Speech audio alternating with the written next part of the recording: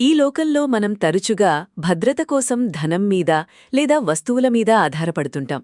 కాని నిజమైన నెమ్మది భౌతిక సంపదలో లేదు, అది దేవుని నిరంతర సాన్నిధ్యంలో మాత్రమే లభిస్తుంది. బైబిల్ గ్రంథం హెబ్రీయులకు రాసిన పత్రిక 13వ అధ్యాయం 5వ వచనంలో ఈ విధంగా సెలవిస్తోంది: ధనాపేక్ష లేనివారై మీకు కలిగిన వాటితో తృప్తి పొందియుండుడి, నిన్నేమాత్రమునూ విడువను, నిన్నెన్నడునూ ఎడబాయను అని ఆయనే చెప్పెనుగదా.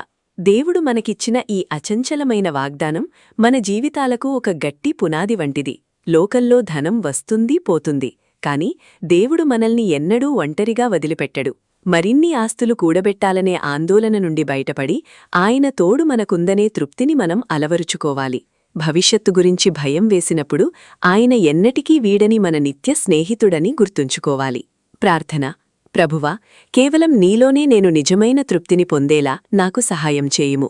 నేను ఒంటరిగా ఉన్నానని భావించినప్పుడు లేదా నా భవిష్యత్తు గురించి ఆందోళన చెందుతున్నప్పుడు నిన్నేమాత్రమూ విడువను, నిన్నెన్నడునూ ఎడబాయను అని నీవిచ్చిన శక్తివంతమైన వాగ్దానాన్ని నాకు గుర్తుచేయి.